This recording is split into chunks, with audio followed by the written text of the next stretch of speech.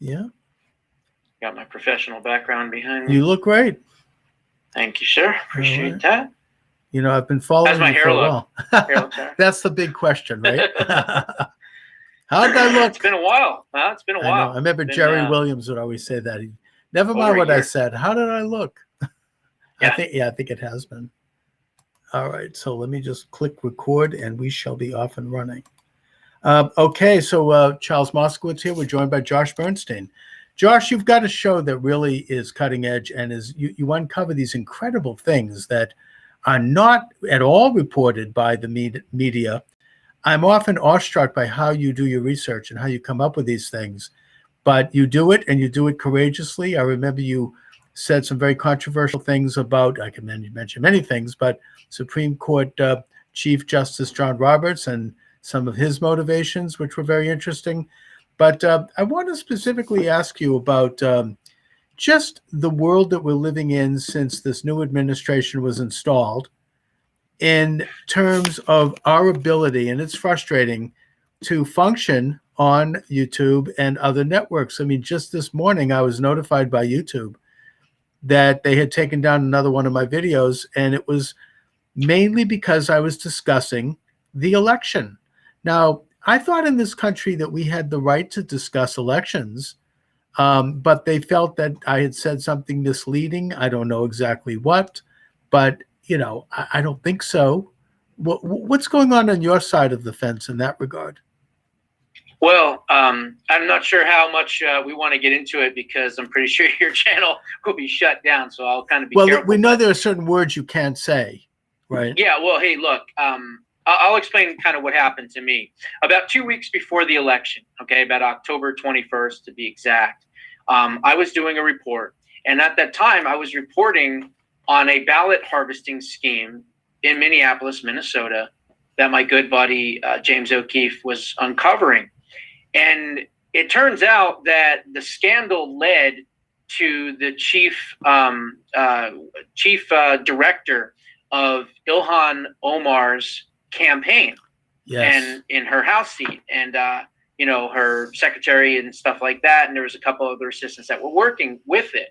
So I reported on it and he reported on it. Well, I did a 41-minute video on that. Okay. I'm sorry, a 24-minute video on that. And they snipped 41 seconds of that video. And here's what happened. During the video, I explained all the different things about Ilhan Omar. First and foremost, that's not her real name. Her real name is Ilhan Noor Saeed Elmi. She is the daughter of Muhammad Noor Saeed Elmi. Muhammad Noor Saeed Elmi was the propaganda minister for the former Somali dictator Saeed Bayar. So the story on her is that they stole the identity of someone living in Mogadishu, a family with the last name of Omar. They lied on their N-400 immigration form saying that they were not part of any type of communist regime or totalitarian regime. And basically they came to America. Now, the official story on Ilhan was that she came to America to escape, you know, war-torn Somalia and for a better life, you know, in America. But that's not the truth. She was war-torn Somalia. If she didn't leave Somalia, the family would have been executed because they were being targeted by the new government. Mm-hmm. See, that's the part of the story that the media will never tell you. Now, with that, I listed all of her crimes. I believe that she's guilty of campaign finance laws. I believe that she is guilty of aiding and abetting our enemy because she is close to CARE, which is a terrorist organization designated as such in 2014 by the United Arab Emirates. I also believe that she might even be a spy, as she's close with Qatar and Iran and other countries in the Middle East. And so I kind of laid it all out. I believe that she's guilty of marriage fraud. I believe that you know, she's anti-Semitic and hates Israel. So I said she should be arrested for this newest thing. It should lead to her. And if she's tried and convicted, she should face the ultimate penalty, which could be life in prison or what? Execution. So, of course, the left, which watches every single thing that I do, they took that one little snippet and they said, Josh Bernstein's calling for the execution of Congresswoman Ilhan Omar, which, of course, I didn't do. If I did do that, the FBI would have been knocking at the door and all that other stuff. So here's what happened. They wrote a bunch of articles about it, and Ilhan herself retweeted it. Then Geraldo Rivera gets on board, and he retweets it. So the next thing you know, I have this all-out, let's cancel the Josh Bernstein show. And it was a complete assault by these left-wing snowflakes. They contacted Roku Television. They shut me down. They contacted Patreon. They shut me down. They contacted YouTube. They took down both my channels. They contacted Facebook. They took me down. They took me down off of Twitter. Basically, they ghosted me from social media within a 48-hour period, okay? And again, that's because I had the guts and the courage to speak the truth and tell the truth. Well, apparently, when you do that in this day and age, there are consequences for it. But I will continue to do that. So what I have done is when I was ghosted off of social media, I then started Josh Bernstein Uncensored.com. That is my new website. I started it in about October 24th, October 25th, somewhere around there. And it's a great opportunity for me to not only continue to speak every single day, 7 days a week, every morning, but more importantly, I am now liberated. I can say whatever it is that I want. I'm on private servers. They can't find me. They don't know who's hosting, all of that other great stuff. And my content is my content. So what I have basically done is taken myself, in all, factuality here, off of social media. And I am now living, breathing on joshbernsteinuncensored.com. And there's a lot of great material on there. There's a lot of things that nobody is covering. For instance, I just covered that Bill Adair, who was the founder of PolitiFact, okay? PolitiFact and Snopes are quote-unquote fact checkers. Yes, of course. But they're not. They lie all the time, and they're very easy to decipher where the truth is. Just read their articles, and you'll find a couple sentences where they always admit the truth, okay? Mm-hmm. Well, it turns out that Bill Adair, who is the founder of PolitiFact, actually was trained in China by the CCP in a journalist in residence program that he entered into. So imagine that. Facebook and Twitter and YouTube and all these others, they use PolitiFact as the gold standard of fact checking. And meanwhile, the guy who owns it, runs it, and founded it was trained by the CCP communists. See, those are the things that you'll never hear on regular, even what I would consider conservative echo chambers out there. Okay, I cover things that nobody covers, and I think that I've made that niche, thankfully for myself, over the years as a truth seeker and a truth teller, and someone that gives you exclusive content you're not going to get anywhere else. And I always say, if it's banned on social media, you'll find it there at joshbernsteinuncensored.com. Well, you're a true investigative journalist in the real sense. You're going out and kicking the tires and discovering and uncovering corruption, political particularly. And, it's hard to do that. I mean, I'm worried, even talking to you, Josh, that my YouTube channel will be taken down. I mean, I had a 7-day suspension for having a guest on who made a mild criticism of a particular aspect of one of the vaccines. This is a guy who's written over 10,000 columns on health going back 15 years. He's pretty well read and pretty experienced. And he wasn't saying don't get the vaccine. Nobody's saying that. I mean, I'm going to probably get it. Members of my family have gotten it, and they're fine. It was just the fact that you cannot discuss these certain issues. You can't mention the H drug, you know what I mean, or else you'll get taken down. So the bottom line is that that's the world we're in right now. I would not at all be surprised if this show is suspended from YouTube. I wonder every day when I turn it on whether I'll still have YouTube. I have also set up an alternative website, charlesmoscowitz.com, where I have almost 30. That's what we have to do. I have about 30 live stream and archive sites there where I am also doing the show every day, no matter what. There's Rumble, there's Minds, there's Gab, there's all these other alternative sites. I think Parler is now back. I'm posting shows on that. Couple of things about that. I'm nothing against, the CEO or the founders of Parler or Gab or anyone else.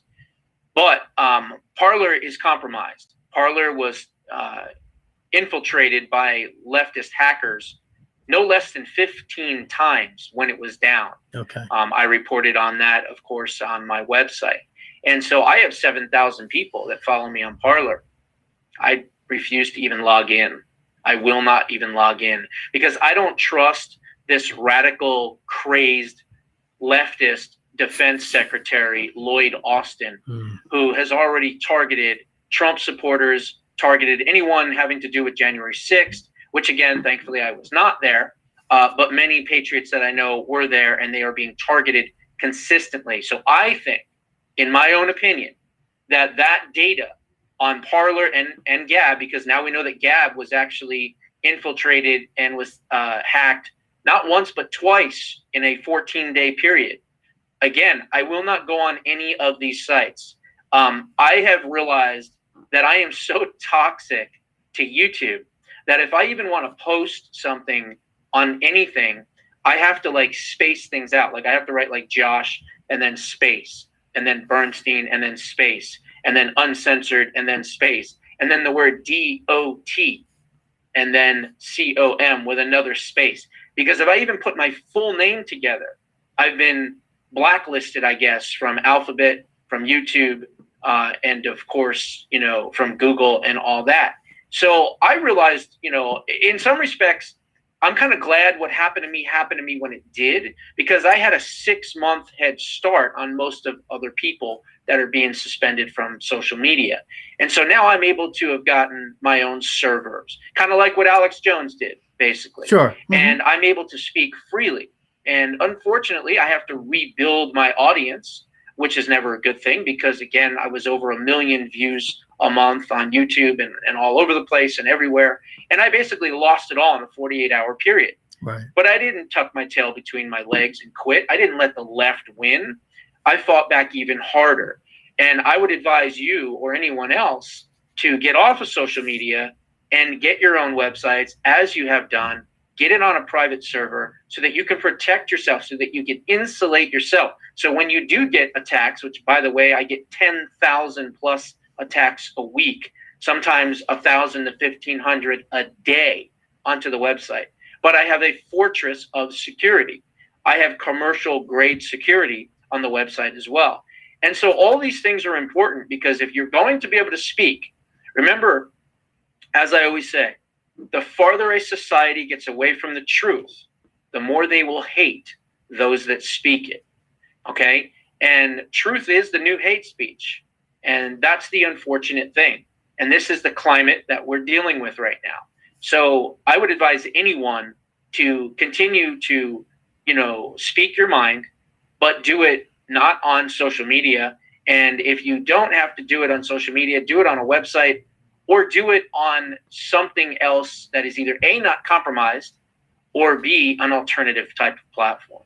Well, I mean, I think what you're describing is this emerging double media, this almost alternative economy, alternative culture that is operating in tandem with these big tech, liberal, establishment media that are censoring us.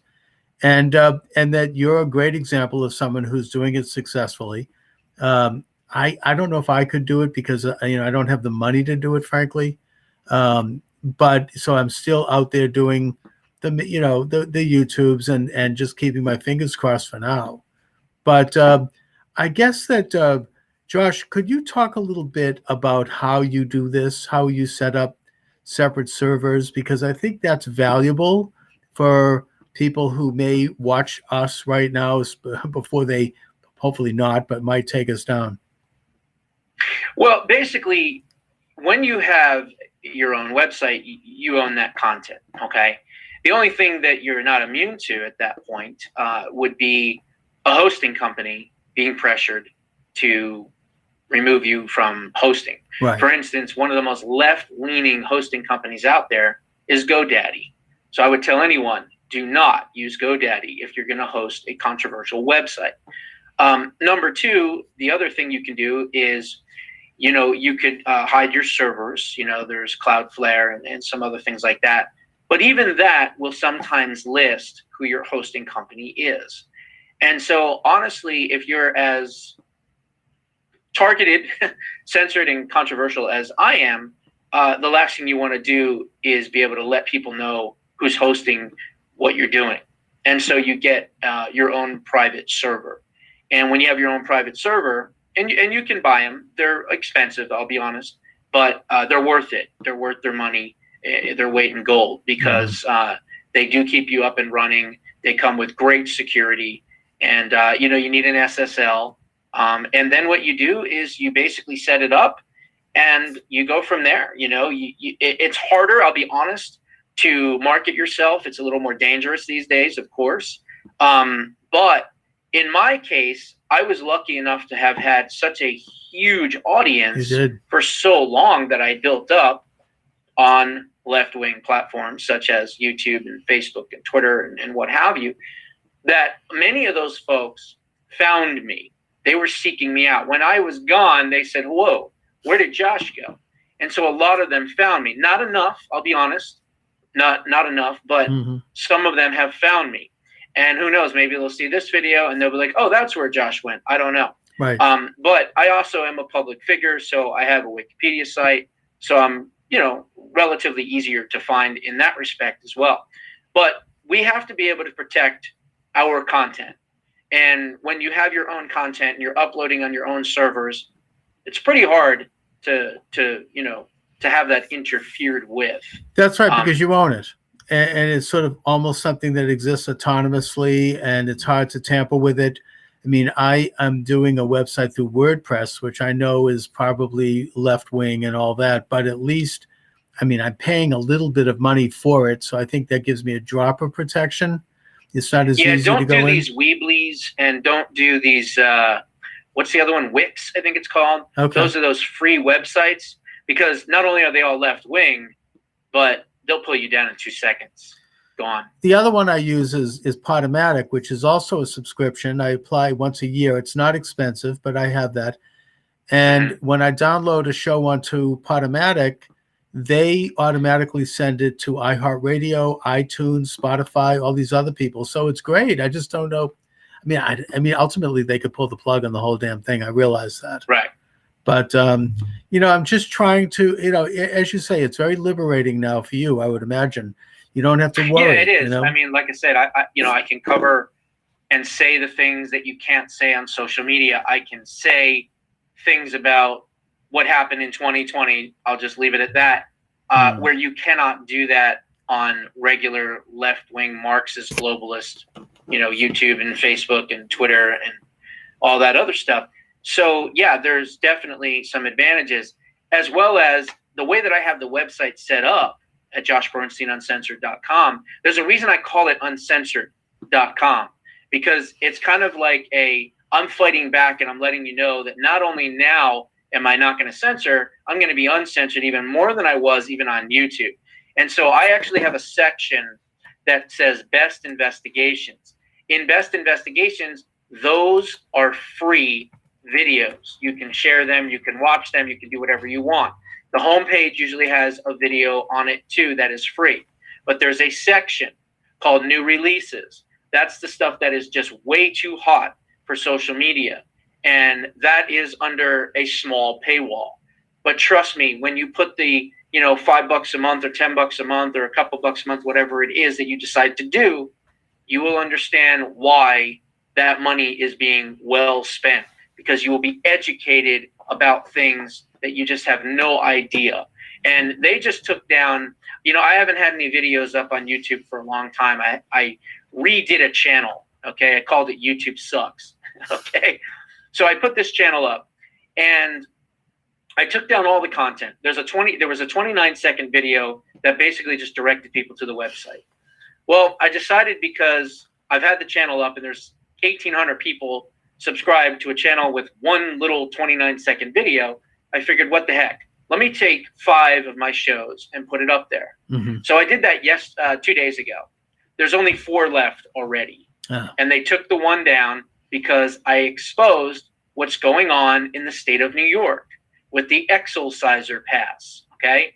I don't want to get you in trouble, so I'll just let people watching this look up the exorciser pass and you'll be able to find out what I'm talking about. So I did a full video exposing that, and they called it medical misinformation, even though it is not misinformation, and it is happening right now in the state of New York, soon to be traveling to California, other left-leaning states first and foremost.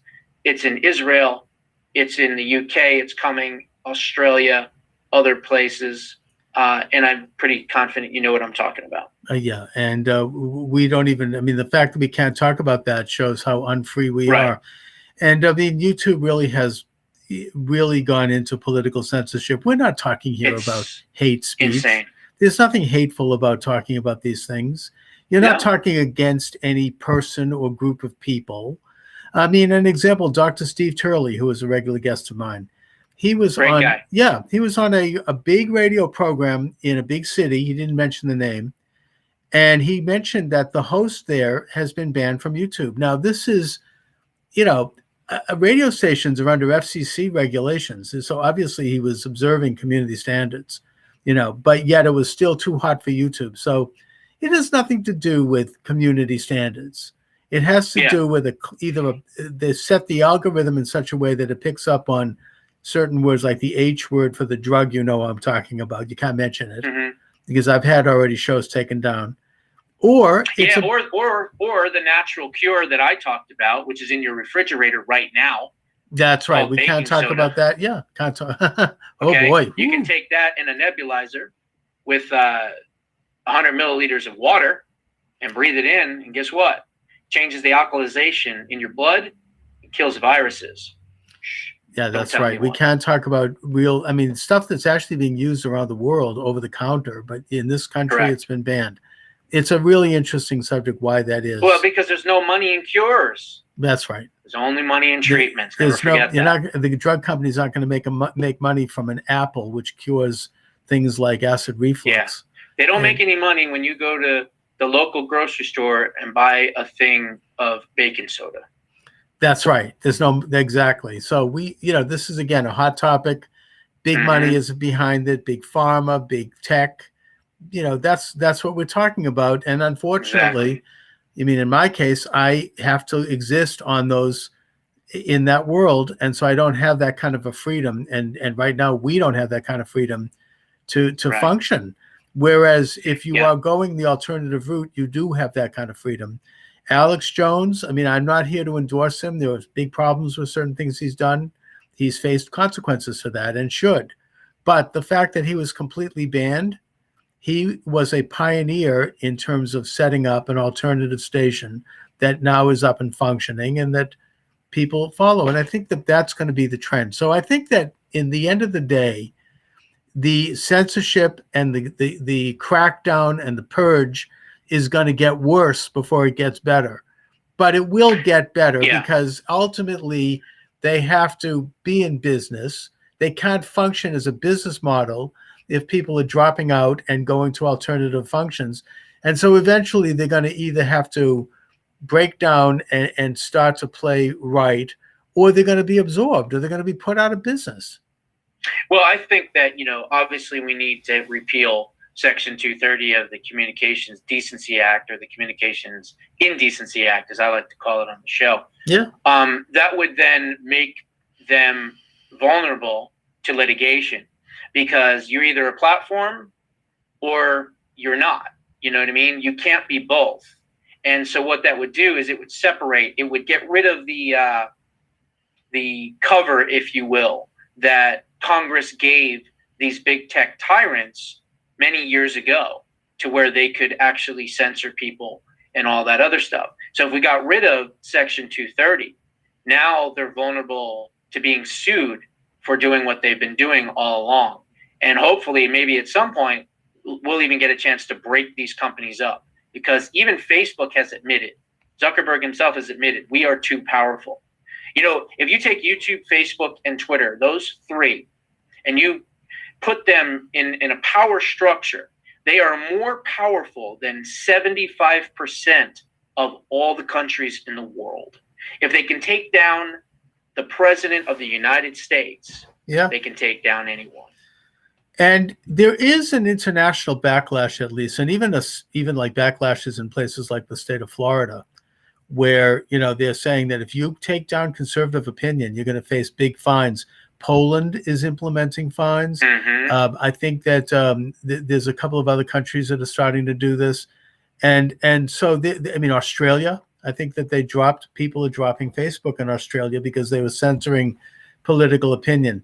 I know that here, the last election, Marsha Blackburn, a major candidate for the U.S. Senate in Tennessee, for Republican, not some fringe candidate, she had all of her social networking suspended 4 weeks before the election. And then it suddenly came back and they said, oh, it was a, quote, glitch. Yeah, right. Which, of course, is what they said about some of these, let's just say, voting electronic entities. Everything was a glitch, except the glitch was always going in a certain way. We can't talk about that. We'll be in big trouble. But the point I'm making here is that, people are fighting back from it. They're not going to. The thing that worries me, you say that we should get rid of the act in Congress that protects them. I fear that they have their hooks in both Democrats and Republicans. They've got both there's no question. conservatives and liberals over the barrel because Republicans want to get their big face on television. I mean, they want to be on social network. They're threatened. Have they reached a point where they have that kind of power where we don't have any will in our political system to stop them? Well, I've been calling it the Globalcratic Party of Washington for years because, again, they are different wings on the same bird. And that's why I was very disappointed that President Trump did not do a third party. I want to see the Republican Party buried like the way of the Whigs after the betrayal of what they have done to the president and his supporters. Okay. Right. Yeah. So to be quite honest, if there was ever a time in history where it was ripe to start a third party, the political climate is what it is right now. It's the best it's ever been. If you would have said a third party before 2016, I would have said you're crazy. It's political suicide. You're going to split the vote.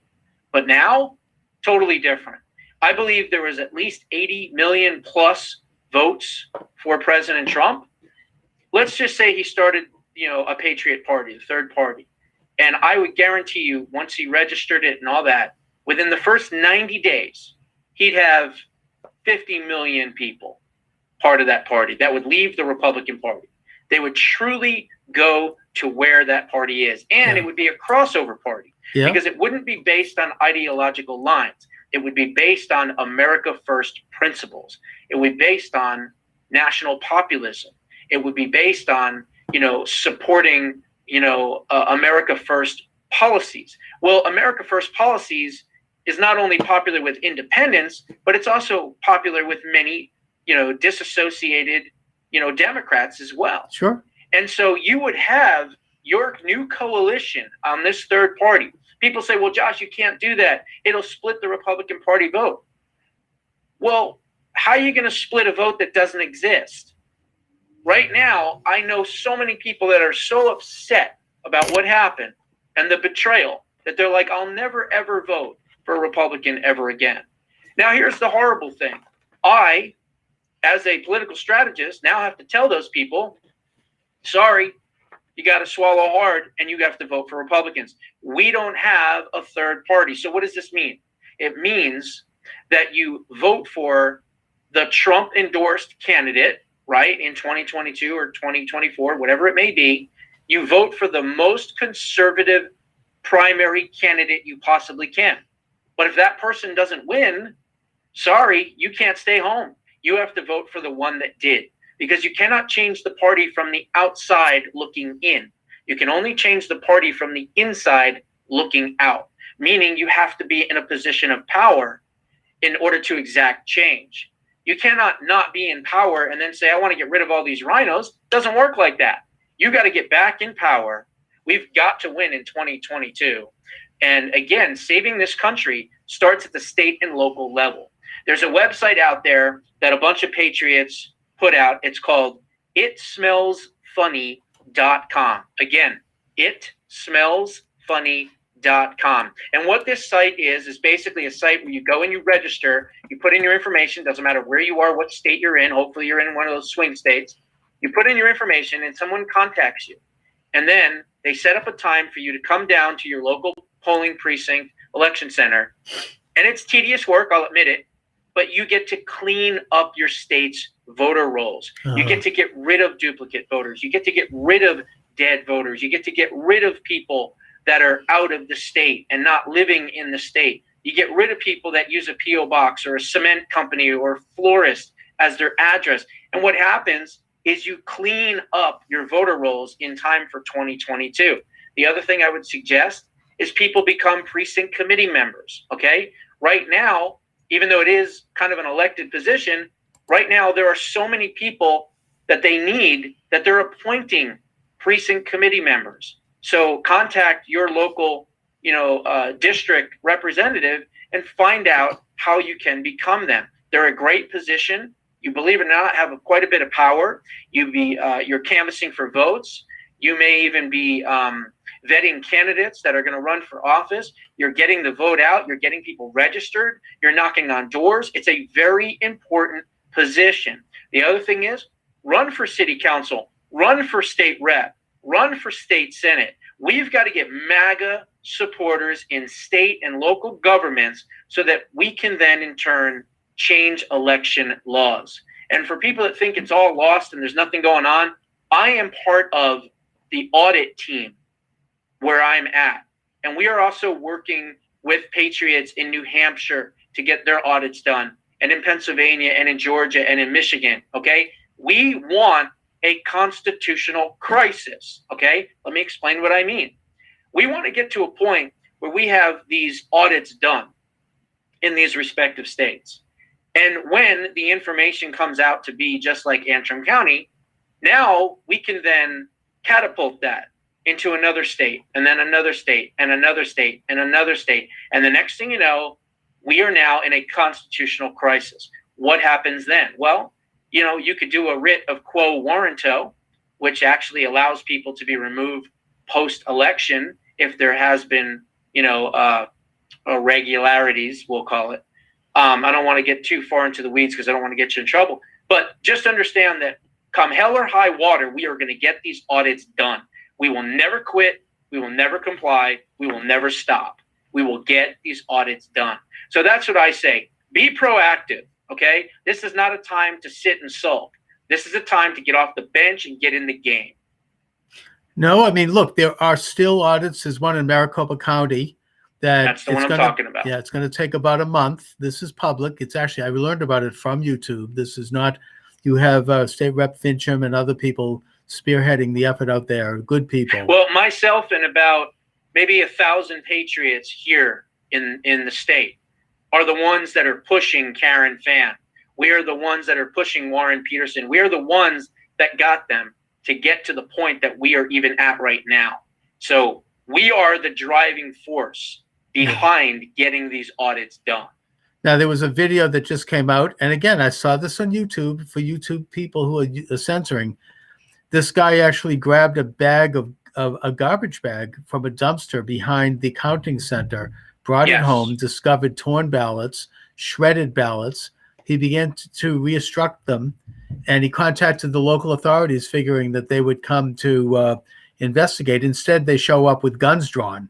This is a 75-year-old man. He was not a political figure. His attitude is like, I don't care. I'm going down with the ship. I'm too old to worry about this. And he's pushing forward with the fact that his name is Earl, and he's a Purple Heart veteran. He's an excellent patriot, an incredible human being, and our group is actually protecting him. Good. He was afraid to allow the ballots to be given to the Attorney General's office or local authorities in the state because, again, we believe that the entire cover-up is part of everything. The Maricopa County Board of Supervisors. That's the key. Arizona is all eyes should be on Arizona. I heard about this on Dan Bongino's show, by the way. He does a really good job. And, talk about corruption. I mean, I don't think we could go too far into this. You also have Windham County up here in my district, my neck of the woods. These are the tips of the iceberg. look, I don't think we're calling to replace the administration. I'm not anyways. I recognize they were inaugurated and they're in. That's how it is. But if we're going to ever have another free election in this country, we're going to have to tackle this problem one way or the other. We're going to have to get to the truth. We can't stop. So Right. I'm totally with you on that, Josh. Well, there's been 170 pieces of legislation that have been introduced since the election on voter integrity in 33 states. That is the work of patriots never giving up and pushing these state legislatures to do the right thing. Some of these legislatures are rhinos. Some of them will not, under any circumstances, upset the apple cart. Maybe they're afraid of threats from Washington. Who knows? But we're not afraid, okay? Because we look at it this way. We would rather die, fighting to save a free country than live on our knees in a socialist, communist S-hole, okay? And I know that there are many, many patriots that feel the same way. And so that's why we're going to continue to fight. We're going to continue to battle on.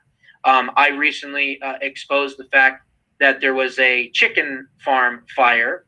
I didn't write the article or anything like that, but I put two and two together. Clint Hickman, the Board of Supervisors, one of the members, it was his family's farm about an hour away that had a fire in two barns on a chicken farm that killed about 165,000 chickens also as well.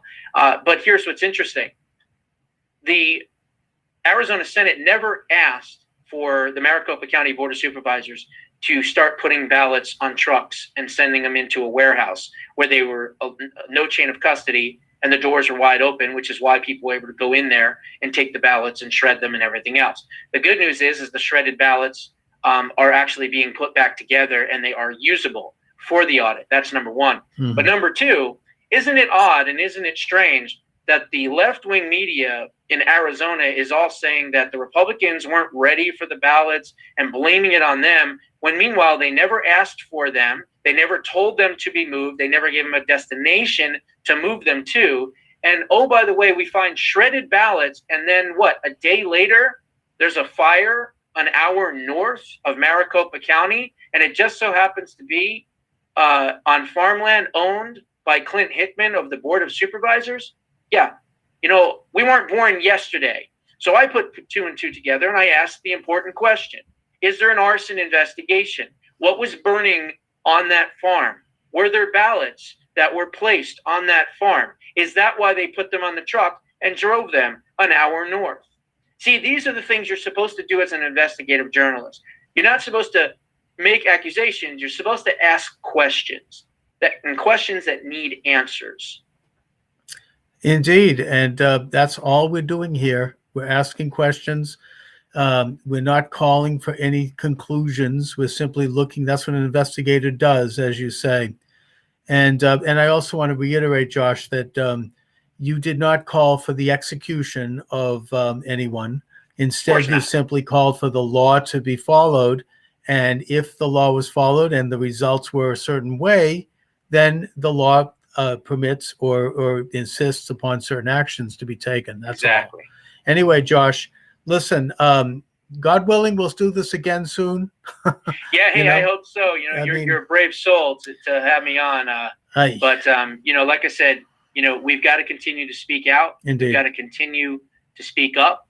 And again, folks, remember, go to Josh Bernstein, uncensored.com. All the stuff that you can't find, that the media hides, that they don't report on, that even the quote-unquote echo chambers on the right don't report on, you will find on the website. And remember, if it's banned on social media, you'll find it there.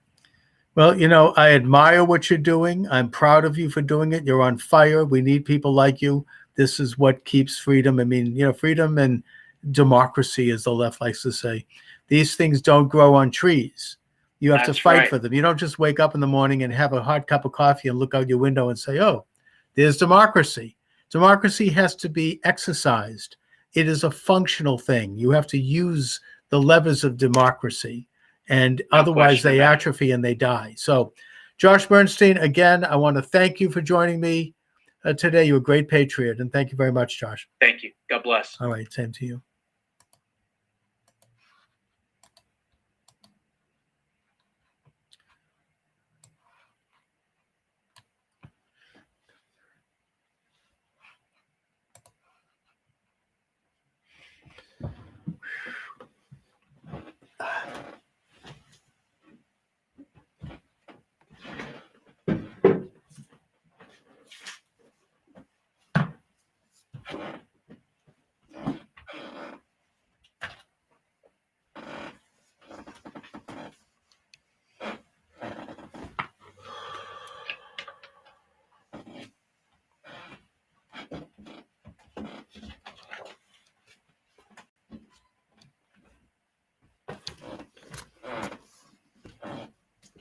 Really?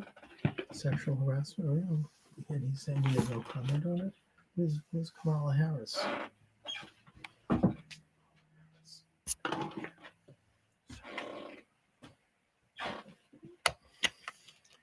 Kamala Harris?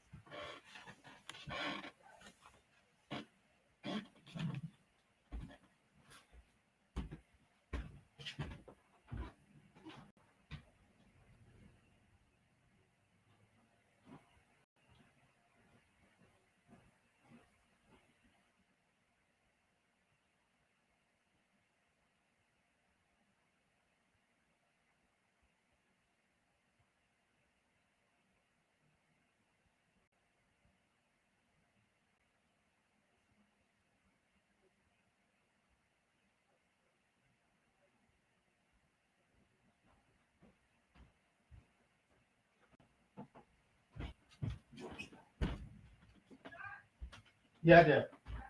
Yeah, I'm right here. Oh, thank you. Maybe, yeah. I'll see. All right. Thank you, dear.